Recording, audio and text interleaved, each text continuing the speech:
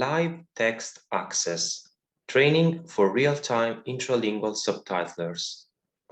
This is Unit 1, Understanding Accessibility, Element 3, Embedding Accessibility in Working Environments. In this video lecture, we show an interview with Evan Dorrestein, a real-time intralingual subtitler from the Netherlands. He will talk about the role of real-time subtitles in conferences and working meetings. My name is Piero Cavallo from the Internationale Hochschule SDI München in Germany. I have prepared this video lecture in collaboration with Rocio Bernabé Caro, also from SDI München, and the European Federation of Art of Hearing, in short, EFHO. On completion of the training sequence, you will be able to advise customers about how to best set up an accessible real-time working environment for persons with hearing loss in the trained working contexts and settings.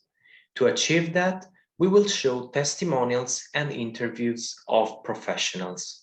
The agenda is very short. First, I am going to introduce our invited speaker, Evan Dorrestein. Then I will illustrate the topics of the interview. Finally, we will end this video lecture with a summary. First of all, let me introduce you Evan Dorrestein. Evan Dorrestein is from the Netherlands. He has medium-long brown hair and a beard. He started his career as a real-time subtitler for the deaf and hard of hearing at the Dutch national broadcaster NPO in 2001. Since 2006, he has been a freelance subtitler and re-speaker, and he has worked at conferences and other live events, both on-site and remotely. Let me give you some information before watching the video. In the interview, Evan answered some questions about how a real-time subtitler provides accessibility in conferences and working meetings. In particular, he discussed about the equipment that a real-time subtitler should have when working in these contexts, the differences between working on-site and online, and the differences between the two contexts. Finally, Evan shared his suggestions for future professionals. Okay, let's watch the video now. Hi, Evan. Hi there. Nice to meet you. Thanks for joining in this interview. So the topic of today's interview is providing accessibility as a real-time subtitler, as a live captioner in different contexts. And the contexts you're about to talk to are conferences and working meetings. So I suppose they share a lot in common. So we're going to talk about the two settings together, and then maybe highlight some of the differences that captioner might have and might encounter in these two settings. So as a professional who facilitates communication in conferences and working meetings, what do you need as a real-time subtitler, as a live captioner? What do you need in these contexts to provide good accessibility? Yes, let's start with being a captioner on site, because there are a couple of differences between doing things remotely or doing things on site. But if you are visiting a company to do captioning on site at a company somewhere, a couple of things are needed, of course. First thing that you need is very important is to have good audio of the speakers that you are going to subtitle. Sometimes when you arrive at a place, they have a separate speaker for you there with the sound, but you cannot plug your headset into it. So so you need to clearly communicate that you want the sound, and you have to be able to plug in your mini jack into the wherever the sound comes from. What I did myself as a captioner is I bought one of those little things that can connect if you do have the sound from a little speaker, that you can just adapt and have the right cable to connect things, so that you always have your own gear to be able to use the audio jack from your headset. So if you don't have it, always, that's a tip that I would give, is buy one of those little things, and you can always do it yourself if they don't have it. I will show you in a minute what it looks like. Okay, perfect. So next, what you need is you want to be able, you want to sit in a room where you do not disturb the people who are talking. So if you are a re-speaker like I am, you make some noise. So if you are a velotypist, you maybe it's not that disturbing to be in the room itself. But if you are a re-speaker, you really need to have your separate room, or at least be far away enough so that you do not disturb the people. Another thing that you need is you want to have a screen there with the visuals of the meeting or whatever it is, and preferably where you can also see the subtitles that you create yourself. It's not a must. I mean, you can do it without. The main thing is that you can have both audio and video. And one of the things that you might run into is if you work with text on top, and you have these little USB sticks, these little dongles. Yeah. They work with a radiographic signal, and it can be difficult to connect, to get a clean connection if you are too far away from the laptop that is supposed to pick up the signal. So what you want to do is you want to ask the people from the technical audiovisual department. You want to ask them to put the laptop near where you are, so that the distance between the two dongles isn't that great, and you will have a good connection there. Because if the distance is too great, you will see that words will start to well, sort of disappear. You will get words, it's just not appearing on screen. Same thing goes with if you have a really thick wall between the room where you are and the place where the laptop is. The radiographic signal doesn't really carry well through thick walls. But there's always a workaround, and that is you can always use Wi-Fi instead of the dongles, and then you can work with text on tap instead of text on top. Sure. It's basically the same program, but just a different way of doing things.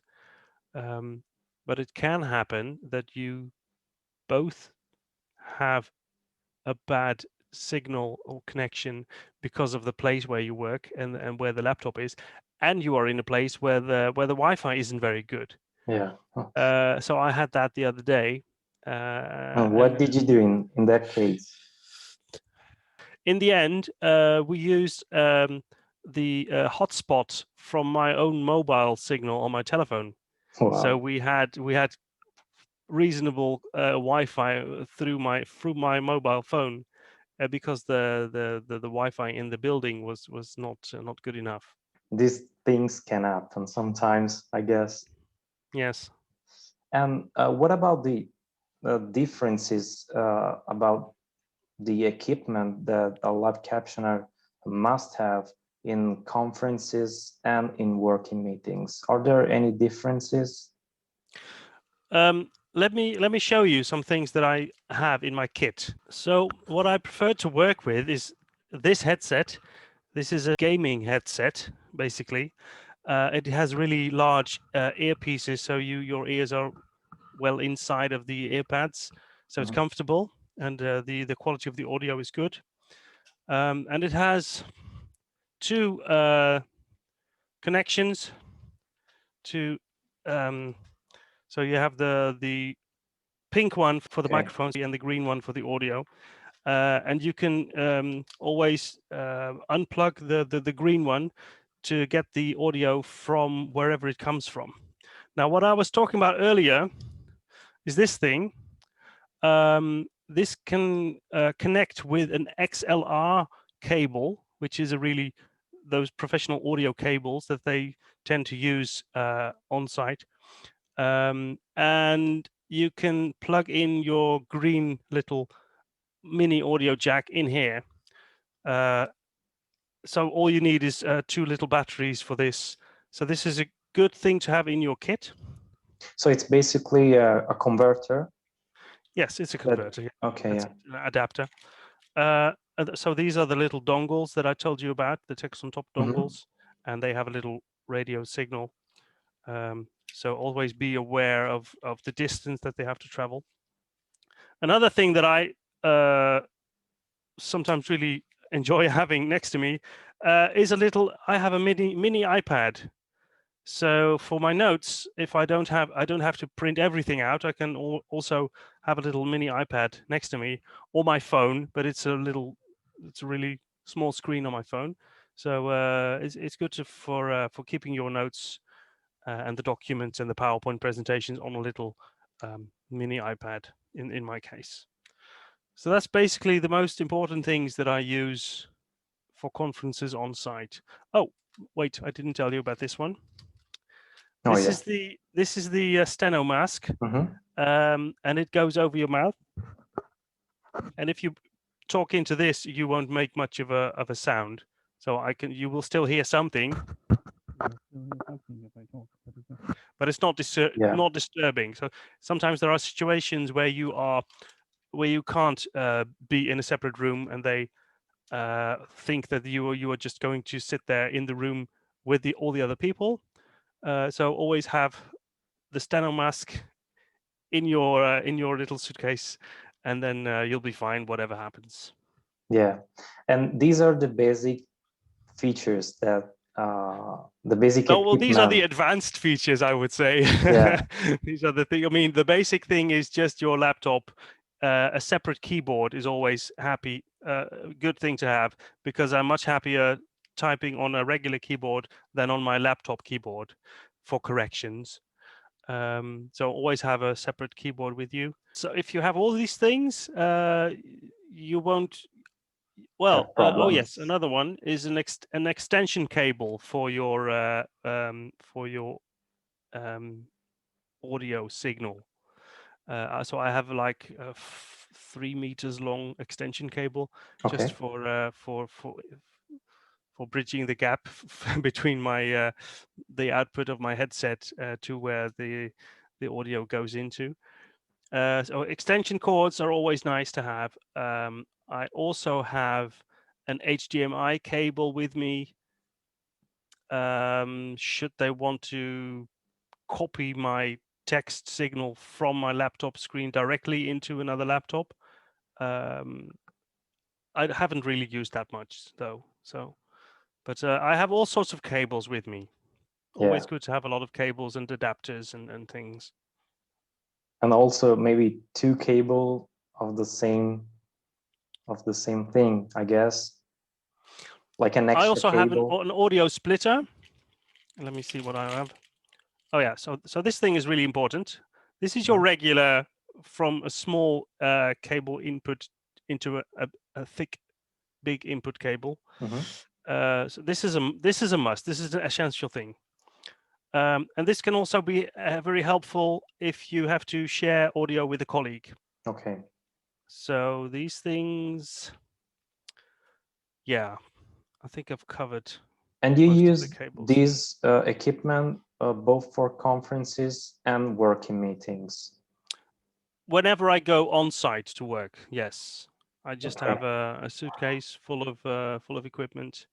Sometimes what also can help is an extra plug for your electricity. So if you want to maybe have an extension for your electricity, maybe the power socket may be too far away.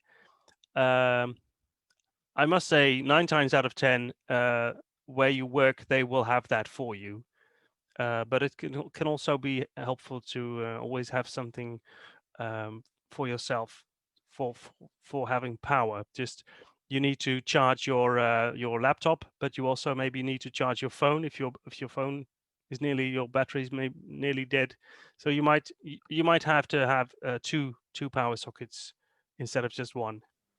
Yeah, and I guess that there is a lot of difference between face-to-face and online settings. Of course, in this period of COVID-19 pandemic, most of the conferences and working meetings are held online. So Yes, things have changed a little bit, they and have. live captioners have to adapt to this new situation. And maybe there are some pros, but I guess there are also cons of I can this. tell you a good example. Yes. Yeah. The other day I was working for Ajax, the football club from Amsterdam. They had become champions of the Eredivisie, and they had this sort of online celebration for the season ticket holders who weren't able to go to the stadium all year long. So this was a sort of an online event for the fans, really. And they wanted us to do the live subtitling, the translation from Dutch into English. So because there might be like a global audience there, and they wanted us to do this at the event where it was held, which was at the actual football stadium of Ajax, the Amsterdam, the Johan Cruyff Arena. So we got to sit there in the football stadium, like the holy ground, you know. Yeah. If you have any affinity with football, it's really nice to be in a football stadium. And afterwards, we got a thank you from Edwin van der Sar, who used to be a famous goalkeeper of Ajax. He is the CEO of Ajax. So we were really excited to be there and to be on the pitch we were actually in the massage room near the dressing rooms of the visiting teams. So that's basically where the players are. That was our working environment at that moment. It was brilliant. So we got a really good feeling about that. Now, 3 weeks later, they asked us back, but now they said, yeah, the technical team says there isn't any room for you there. Could you do it remotely, please? So Oh. of course we can, so it was basically the same thing, but now I was just at home in my office doing the same thing.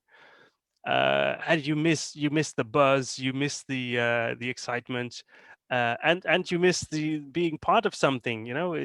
If you are there, you were doing things together with the technical team and with the presenters. All of you are working on the same assignment. Really, it's the same thing. You're part of the team, basically, although you are behind the scenes. And if you work remotely, if you work from home, you're not part of the team at all. You're just the person who does the captioning. And if it's a Zoom meeting, it's the person who is hidden under the CC captioning button. Yeah.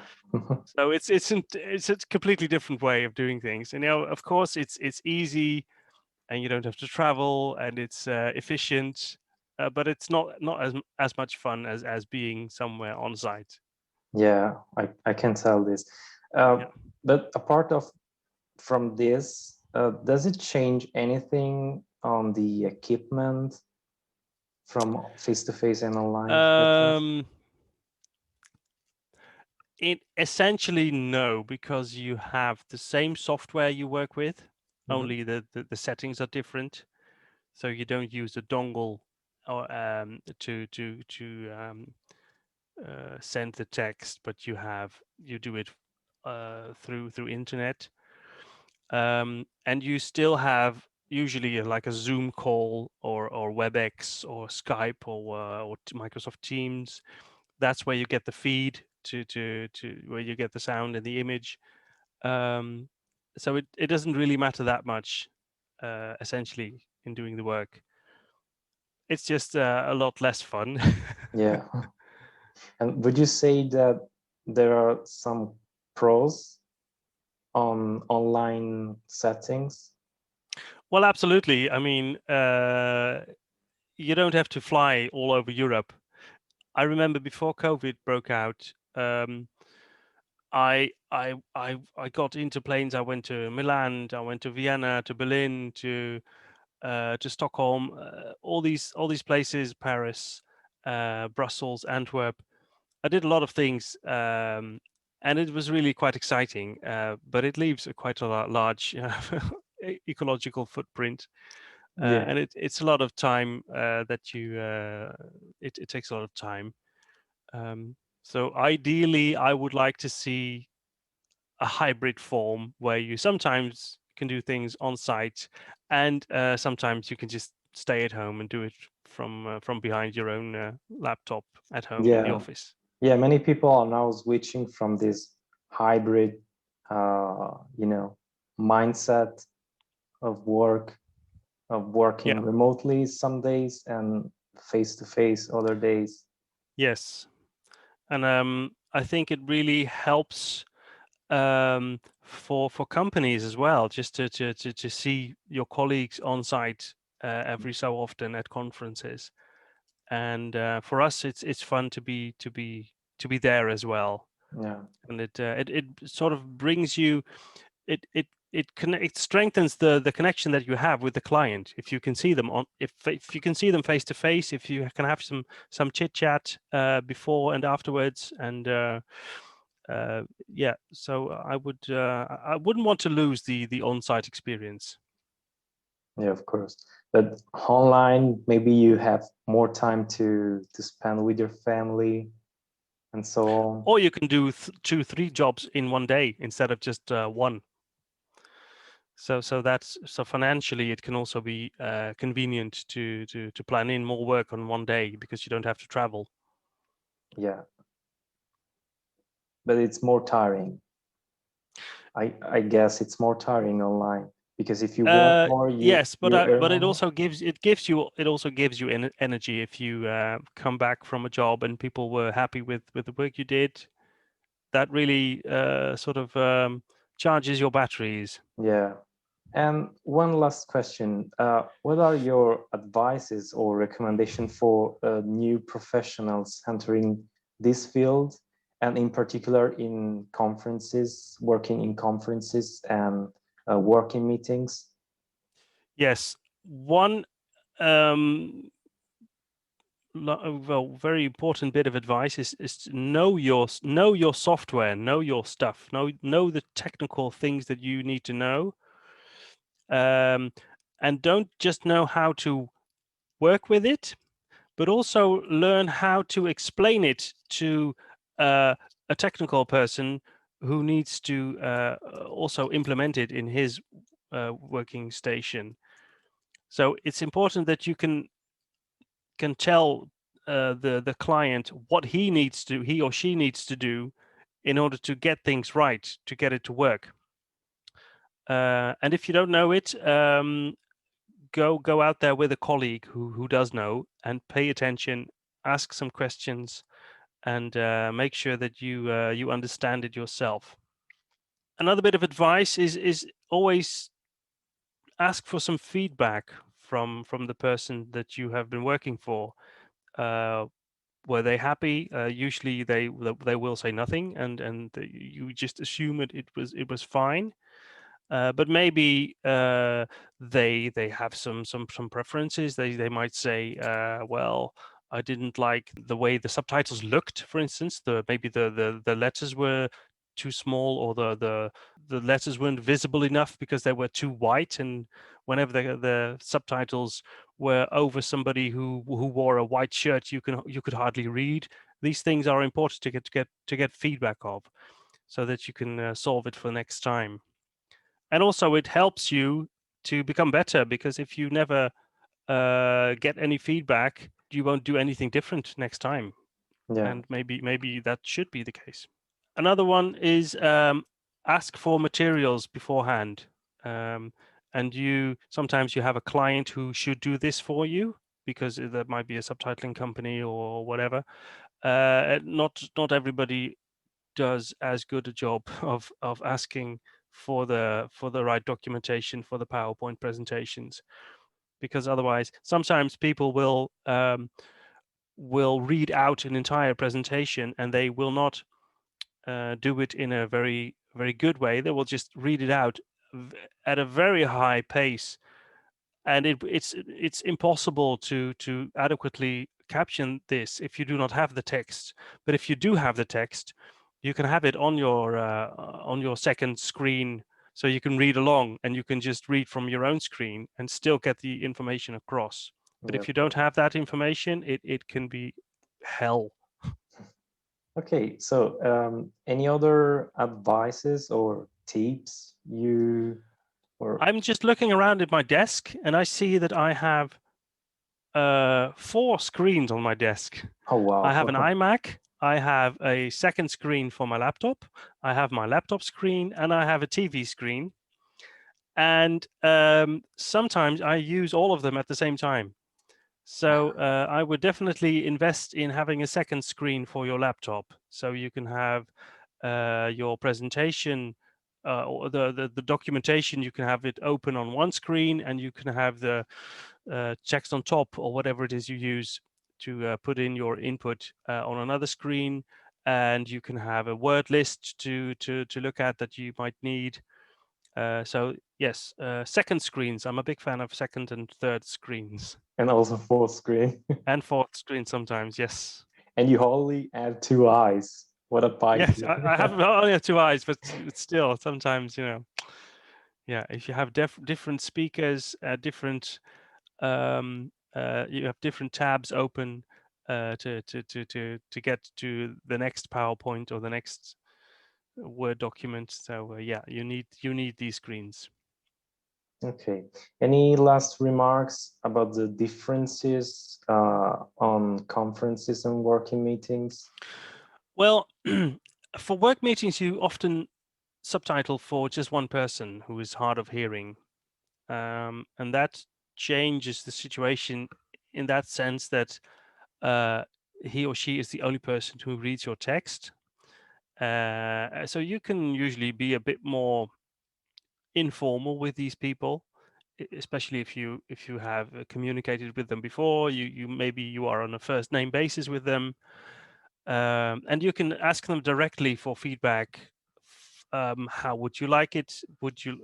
Is it very important to have speaker indications, for instance, or is it not important because you can, in the Zoom call, you can already see who is talking? You can ask them, would you like a transcript afterwards or not?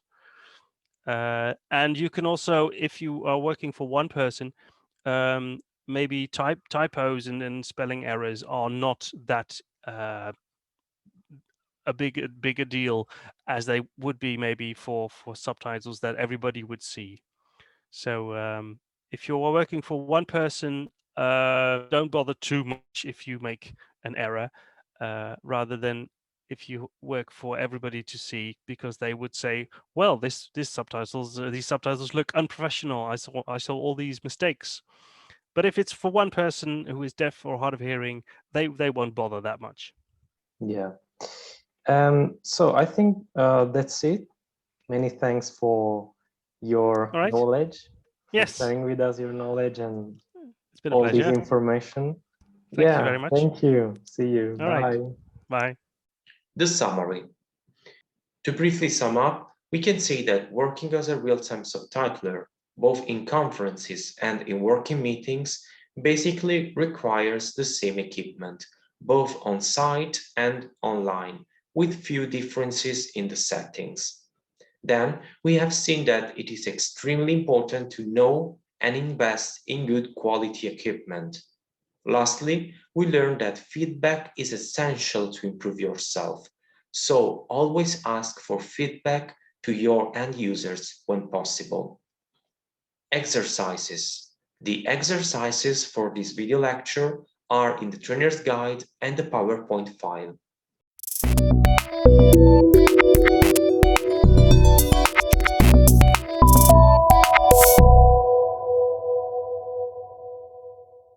LTA, Live Text Access. Universitat Autónoma de Barcelona. SDI, Internationale Hochschule. Scuola Superiore per Mediatori Linguistici. ZDF, Digitaal. European Federation of Hard of Hearing People FHO, Velotype, Sub-T Access, European Certification and Qualification Association ECQA, co-funded by the Erasmus Plus program of the European Union. Erasmus Plus project 2018-1-DE01-KA203-004218. The information and views set on this presentation are those of the authors and do not necessarily reflect the official opinion of the European Union. Neither the European Union institutions and bodies nor any person acting on their behalf may be held responsible for the use which may be made of the information contained here.